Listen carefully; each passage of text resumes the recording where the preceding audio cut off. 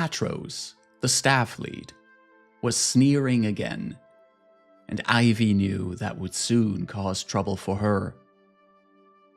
The waitress didn't even need to look to know what had offended the surly man. The two guests that sat by the dockside windows, prime seats of the establishment, Patros would protest, stood out enough from the regular crowd. It was an open question on what about them offended the most. The woman's clothing was too shabby, the man's clothing was too foreign. The woman was vicious and unpleasant. Truthfully, Ivy thought that Patros was most upset that the pair were both old and the woman incredibly ugly. He couldn't say anything about that. It would upset Taldan decorum. So Patros sneered and settled on setting that filthy chicken on the table, as if she thought this place was a barn. As if other guests didn't bring their dogs into the tavern all the time, throwing their grimy leftover bones on the floor for the pets to chew on. Ivy would have rolled her eyes if she didn't know what was coming next for her.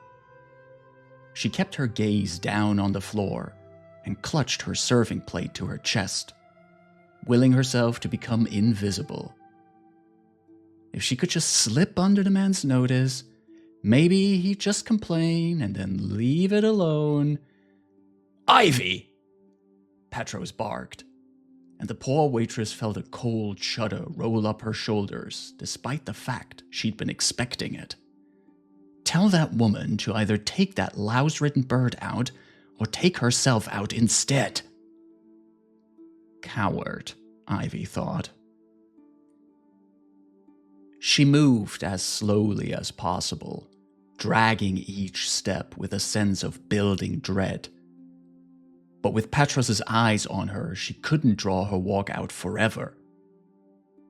The more that Ivy could see of the old woman, the more terrified Ivy became. Maybe it was simply because the old hag was so hideous. Ivy didn't like to think she was so shallow, but what else was there? She had dealt with far less pleasant drunks nearly every shift. The woman's teeth glinted like iron, but Ivy had seen gaudier dentures before, some made of far less pleasant materials.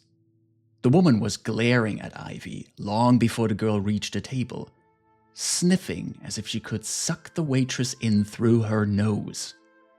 The price of dragging it out as she had, that always made things worse. "Well?" the old woman snapped, and Ivy fought down another deep shudder. "What is it, child? Did you burn your tongue off? Spit out what you want, or leave me to my tea." Ivy swallowed deeply, glad that her serving plate could hide the sweat on her palms. "Madam," she said, mind racing on what to say, before she settled on something potentially inoffensive. "Would you like me to care for your chicken while you are here?" The woman sniffed heavily again, this time thoughtfully. "Careful with your words, are you?" "Yes, take care of my chicken. If you're a good girl and treat it well, I'll give you a gift and let you go free." "Stop tormenting the young woman," the elderly man chastised. Ivy had nearly forgotten he was there, too focused on his horrible companion. He had dark skin, not too unusual in Taldor. Plenty of families from Mwangi had come to Taldor with the returning armies of exploration, but none of those people wore clothing like his. He continued, "Pay your grandmother no mind, Ivy, nor your staff lead, for that matter." He must have overheard my name, Ivy thought, because she didn't like to think of any alternatives. She wasn't sure what to say now, so she said nothing. "A shy little bit like that must be pushed. or she'll never amount to anything, the grandmother complained. Look at her, shoved around by quarrelsome women and grubby men. She'd be better off as a ham on a plate. Isn't that right? She said, suddenly snapping her attention back to Ivy. You'd leap at any chance to get out of here, wouldn't you, child? Even one as horrible as I? Ivy wanted to. Ivy wanted to escape this miserable, harassment-filled drudgery more than anything. But Ivy had been raised on old tales of careless fools, and had learned well in Taldor to be cautious of windfalls. And so she took a step back and gave a short shake of her head.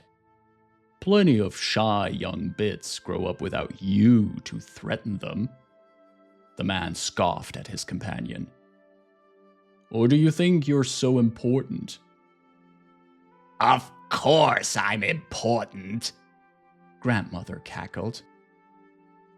Oh, care to wager? The man asked. The pair glanced at Ivy again, something unspoken passing between them. The old woman shook her head, picking up her chicken under one arm. A waste, she grumbled, with no further explanation, and hustled out of the tavern door. Both Ivy and the old man watched her go. You're wise to avoid suspicious gifts, and wiser still not to look towards someone else to save you, the man said, after a moment. But will you be able to live with the curiosity of what would have happened if you had said yes? Well, I will have to, sir, Ivy said, slipping easily back into her pleasant server persona now that the woman was gone. Thank you for your patronage. The old man nodded, or perhaps it was a small bow, before he picked up his leopard-headed staff, paid the bill, and left. Ivy blew out a sigh of relief, glad the situation had resolved itself without a confrontation. Petros couldn't yell at her for failing now. At least, not much. The waitress moved to clean up the dishes on the table, noting the silver and glass tea mugs weren't anything she had seen used at the Dancing Dolphin before. Moving one of the cups onto her tray, she noticed a brilliant red and gold egg sitting behind it. It looked the size of a regular hen's egg, but it glittered with real gold, and something strange and powerful hummed beneath Ivy's fingertips when she touched it. This is not safe, Ivy thought to herself, for she was no fool. She looked out the window, but could see no sign of the old hag or her friend. Was this some kind of test?